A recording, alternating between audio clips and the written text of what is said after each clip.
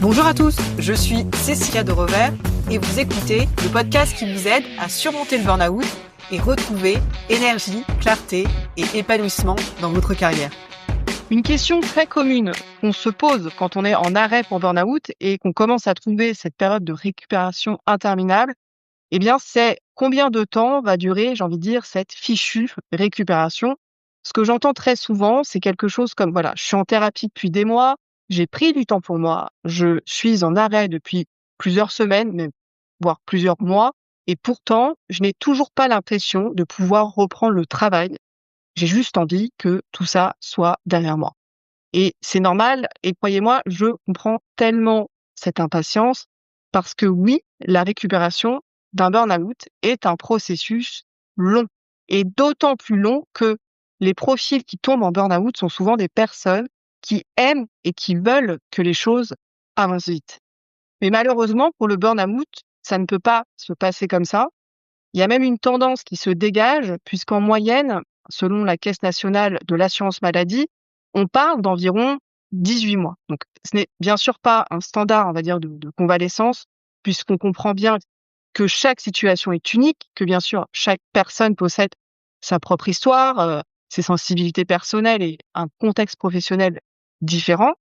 Et ce chiffre, il ne reflète pas non plus complètement la réalité parce qu'on ne prend pas en compte dans ça les personnes qui sont arrêtées pour dépression alors que finalement elles souffrent d'un burn-out ou celles qui ont quitté leur emploi suite à un licenciement ou une rupture conventionnelle. Et encore moins les entrepreneurs qui ne prennent pas forcément le temps de s'arrêter malgré leur épuisement.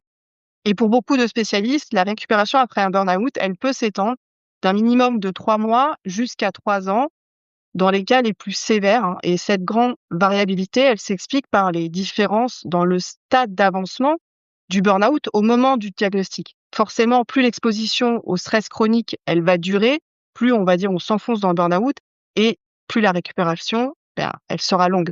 Donc, d'où l'importance aussi de repérer les signes précurseurs. Et je sais bien que ce n'est pas facile d'entendre ça, hein, ce n'est pas forcément réjouissant.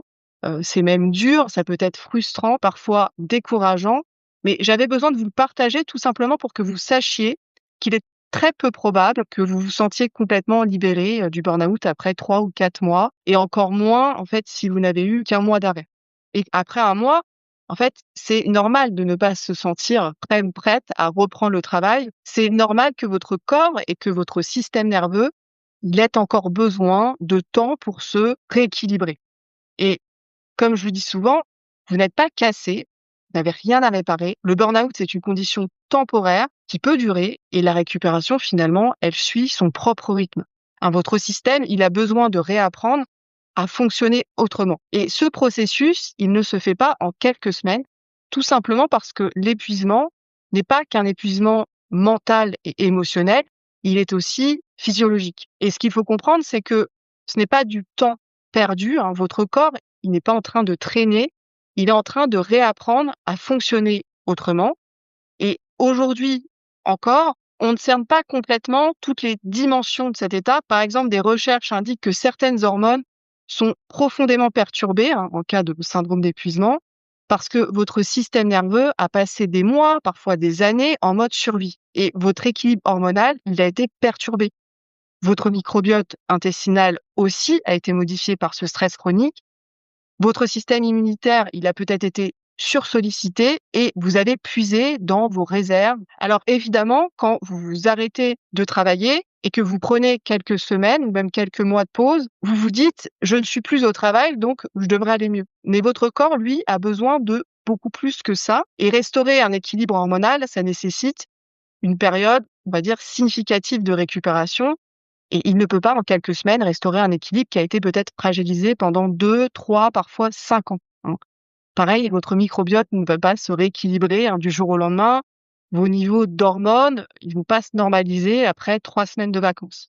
Cette reconstruction, elle est donc souvent invisible, hein, plutôt que manifeste. Et une personne souffrant de burn-out, elle pourra, à un moment donné, se sentir physiquement rétablie, alors que le mental ne suit pas. Et cet état, il est particulièrement difficile à vivre car, en fait, on a l'impression de manquer de volonté ou on peut avoir cette impression que si on est quelqu'un qui a toujours compté sur ses capacités intellectuelles, On en est dépourvu aujourd'hui et ça peut nous faire peur que ça ne revienne jamais. Et ça peut être très déstabilisant. Mais c'est quelque chose qui finit par revenir et c'est juste finalement qu'il y a des choses qui se passent dans notre fonctionnement physiologique dont on ne soupçonne pas toujours l'existence et finalement qui sont en jeu. Et la phase de récupération physique, elle a pris plusieurs mois, mais peut-être que de retrouver son énergie mentale, ça peut être plus long. Et ça, ce n'est pas vous, c'est très commun finalement dans le processus de récupération. Et dans cet épisode, je voulais simplement vous partager pourquoi cette récupération, elle prend du temps, pourquoi c'est normal et votre organisme, il a véritablement besoin de se régénérer en profondeur. Cette période, elle peut s'étendre à plusieurs mois, donc de 3 à 18 mois, voire 24 mois et parfois davantage. Et il y a une autre raison très importante pour laquelle la récupération d'un burn-out prend du temps. Le burn-out, il n'est jamais causé par une seule chose. Le suivi psychologique qui vous aide à comprendre les mécanismes qui vous ont amené là, c'est comme en fait une toile de cause, de mécanismes qu'on a tissés petit à petit, souvent pendant des années, et cette toile, on ne va pas la démêler en une seule fois. On ne trouve jamais la cause du burn-out, comme on aimerait le croire parfois. On va dire qu'on tire un fil, on travaille sur un aspect, par exemple notre rapport au travail, notre tendance au perfectionnisme, on se sent un peu mieux et puis on se rend compte en fait qu'il y a un autre fil à démêler, poser des limites, oser dire non, et puis encore un autre, peut-être que c'est apprendre à s'écouter, réévaluer ses priorités, ses valeurs, et puis encore un autre, apprendre à se reposer sans culpabilité. Donc c'est vraiment un processus par couche, par étape, et je le dis souvent à mes coachés, vous ne pouvez pas tout changer en même temps, et c'est pas souhaitable de toute façon.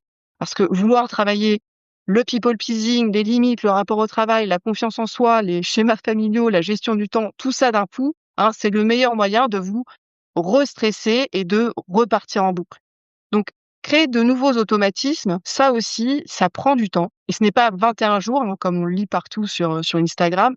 Les études montrent que ça peut prendre plusieurs semaines, voire plusieurs mois, parfois un an, pour que ce nouveau mode de fonctionnement, il devienne naturel. Mais à aucun moment, ça ne veut dire que vous n'avancez pas. Ça veut simplement dire que votre cerveau, il est en train de recréer des chemins plus sains. Donc oui, c'est lent, oui, c'est frustrant, mais c'est comme ça qu'on construit une récupération durable. Et le repos, c'est finalement une pièce du puzzle, essentielle bien sûr, mais il ne suffit pas à lui seul à reconstituer ce qui est en déficit. Il faut du temps, il faut un environnement favorable et souvent, il faut aussi un accompagnement parce que ce chemin, il ne se fait pas tout seul. Et parfois, vouloir aller plus vite que le corps ne peut, c'est souvent ce qui entraîne les rechutes. Et j'ajouterai une dernière chose ici qui est tellement importante à comprendre, c'est l'une des choses qui ralentit pour moi le plus la récupération, c'est la peur de rechuter. Après un burn-out, on a tellement peur de refaire un burn-out en fait qu'on n'ose plus avancer, on n'ose plus tester. Mais en fait, pour retrouver de la liberté, il faut tester ses nouvelles limites, voir jusqu'à où on peut aller. Et parfois, on ira un peu trop loin et c'est pas si grave, c'est pas une rechute, c'est juste une information. C'est comme ça qu'on avance. Et le plus important surtout, c'est de ne pas se juger quand ça arrive. Dites-vous simplement, je viens de trouver une nouvelle limite et je sais où j'en suis aujourd'hui. Et vous verrez qu'avec le temps, ces limites, elles vont évoluer. Et peut-être que dans 3 mois, vous serez capable de faire bien plus qu'aujourd'hui. Pour le savoir, il faudra oser tester. Et si vous n'osez jamais aller au bord de vos limites, vous saurez jamais où elles sont. Et donc, le plus grand risque, finalement, ce n'est pas d'essayer et de devoir récupérer quelques jours. Le plus grand risque, c'est de rester bloqué dans une zone ultra sécurisée et de ne jamais réélargir votre zone, j'ai envie de dire, de liberté. Donc voilà ce que je voulais vous partager aujourd'hui. Pourquoi la récupération d'un burn-out, elle prend du temps. Pourquoi c'est normal aussi que ce soit si long. Et je pense que c'est important de comprendre pour mieux accepter la durée de ce processus de récupération et pourquoi il est tellement important aussi finalement de respecter ce rythme si on ne veut pas rechuter. Pour conclure cet épisode, je vous rappelle que vous pouvez faire le test burn-out directement sur mon site, outleburnout.com. Comme je le dis à chaque épisode, plus c'est pris tôt, moins les conséquences sont dramatiques. Et pour celles et ceux qui se reconnaissent dans ce que je décris et qui veulent sortir durablement du burn-out, le prévenir ou éviter une rechute, je propose un rendez-vous gratuit et bien sûr sans engagement, déjà pour faire le point sur votre situation. On parlera ensemble de ce qui vous épuise, on mettra des mots sur vos mécanismes d'usure et si vous souhaitez, je vous expliquerai comment le coaching peut vous aider et dans tous les cas, vous repartirez avec 1 ou 2 clés concrètes pour avancer dès maintenant. Sachez que vous pouvez réserver ce rendez-vous directement dans les notes de cet épisode ou sur mon site outleburnout.com. Voilà, c'est tout pour aujourd'hui. J'espère que cet épisode vous aura été utile et je vous dis à bientôt dans un prochain épisode de Out le Burnout.